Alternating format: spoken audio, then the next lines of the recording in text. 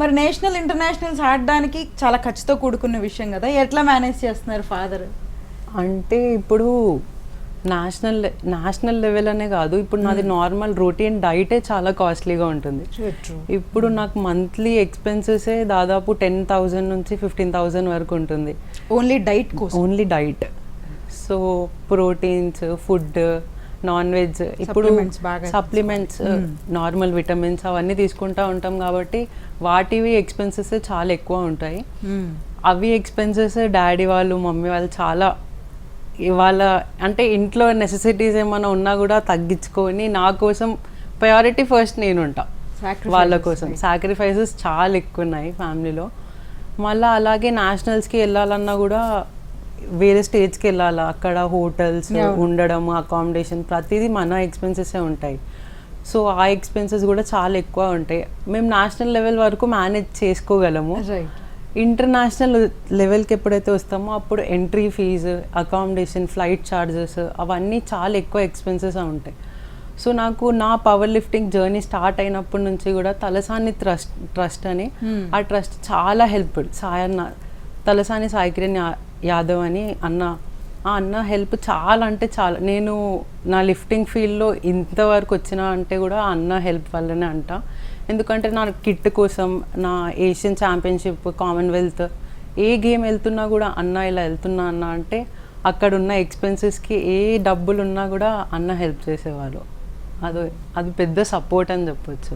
Father తర్వాత మళ్ళీ తను కూడా అంత హెల్ప్ చేశారు చాలా. ఓకే, నాన్న నాకు ఇది కావాలి అది కావాలి అని అడగడానికి కూడా అడుగుతుంటే ఏమంటారు ఫాదర్ అసలు? అంటే ఇప్పటి నుంచి ఒక 2-3 years బ్యాక్ వరకు అంటే నేను అడిగే అవసరమే లేకుండే, ఆ మాట చెప్పొచ్చు. ఇప్పుడు ఇంట్లో చూసుకుంటూ ఉంటారు కదా, ఈ టైం వరకు ఇది అయిపోతుంది అంటే ఎక్స్ట్రా వాళ్ళే తీసుకొని. ఇప్పుడు మమ్మీ డాడీ కన్నా అన్న ఇంకా సపోర్టివ్. అన్న స్టడీ ఫీల్డ్లో ఉండే, అన్నకి ఆ ఛాన్స్ రాలేదు స్పోర్ట్స్లో వెళ్ళడం కానివ్వండి. నువ్వు ఏ స్టేజ్ వరకైనా వెళ్ళు, నేనున్నా నీతోని. ఎక్స్పెన్సెస్ అంటావా ఏది ఉన్నా కూడా ఆయననే ప్రత్యేకంగా వెళ్ళి తీసుకొచ్చి ఇంట్లో పెట్టేసేవారు. ఇప్పుడు ఏదైనా అడగాల, ఏమైనా ఎంట్రీ ఫీ కానివ్వండి ఏమైనా కట్టాలి అంటే ఒక 2 times నేనే ఆలోచిస్తా. అంటే అడగాల, వెళ్ళిదాన్ని నేను మేనేజ్ చేసుకుంటా, అంటే నా ఓన్ సేవింగ్స్ కూడా ఉంటాయి కదా, నా సేవింగ్స్తో చేసుకోవాలా అంటూ ఆలోచిస్తా. నా వల్ల కూడా కాలేదంటే ఇంకా అడగాల్సి వస్తుంది. ఇంకా వాళ్ళు కూడా ఎప్పుడు కూడా లేదు చేస్తాము అన్నట్టు నెగ్లెక్ట్ ఏం చేయరు. ఆ మూమెంట్ వరకు ఇదేనా ఓకే చేసేద్దాం, రేపటి వరకు అయిపోతుంది, ఒక టైం చెప్తారు, ఆ టైం కల్లా అది కంప్లీట్ చేసి పెట్టేస్తారు. ఆ పార్ట్ నాకు చాలా నచ్చుతుంది మా ఫ్యామిలీలో. ట్రూ. అంటే ఇప్పుడు లోపల నుంచి 2 voices వస్తూ ఉంటాయి. ఒకటి మాట్లాడాలి, మనం తీసుకోవాలి డబ్బులు అని అనిపిస్తూ ఉంటుంది, లోపల మెంటల్లీ ఫిజికల్లీ చాలా ఎక్కువ ఇది ఉంటుంది, స్ట్రెస్ అనేది. సో వాటిని నువ్వు ఏ విధంగా మేనేజ్ చేస్తూ ఉంటావు? ఇప్పుడు కాంపిటీషన్స్ ఉంటాయి, మళ్ళీ మెంటల్లీ ఇవి కూడా ఆలోచిస్తూ ఉండాలి కదా, హౌ డు యూ బ్యాలెన్స్ ఇదంతా? అంటే ఇప్పుడు మా కోచ్ని నేను కోచ్లా కాకుండా కూడా ఒక మెంటర్లా కూడా తీసుకుంటా. ఇప్పుడు నాకు ఏదైనా ప్రాబ్లమ్స్ ఉన్నాయి, ఫ్యామిలీ ప్రాబ్లమ్సే కానివ్వండి, లేదంటే స్టడీ విధంగా కూడా ఇప్పుడు ఎగ్జామ్స్ ఉంటాయి. ఇప్పుడు నాకు చాలాసార్లు ఎగ్జామ్స్ ఇంకా కాంపిటీషన్ డేట్స్ క్లాషెస్ అవుతూ ఉంటాయి. సో ఆ విధంగా కూడా నేను సార్కి వెళ్ళి ఫస్ట్, ఇప్పుడు పేరెంట్స్ తర్వాత మళ్ళీ వెళ్ళి నేను ఎవరితోటైనా ఓపెన్గా చెప్పుకుంటా అంటే కోచ్ దగ్గర తనతో వెళ్ళి చెప్తే తను ఏదైనా ఒక సొల్యూషన్ తీసుకొని సరే ఎగ్జామ్సా ఓకే ఎగ్జామ్స్ నెక్స్ట్ టైం రాసుకోవచ్చు, కాంపిటీషన్ మెయిన్, లేదంటే ఈ కాంపిటీషన్ మిస్ చేసుకుందాం, ఎగ్జామ్స్ మీద ఫోకస్ చేయి, అలా గైడ్ చేసి ఫైనాన్షియల్లీ కూడా ప్రతి దగ్గర కూడా సపోర్ట్ చేసి ఇప్పుడు ఈ స్టేజ్ వరకు తీసుకొచ్చారు.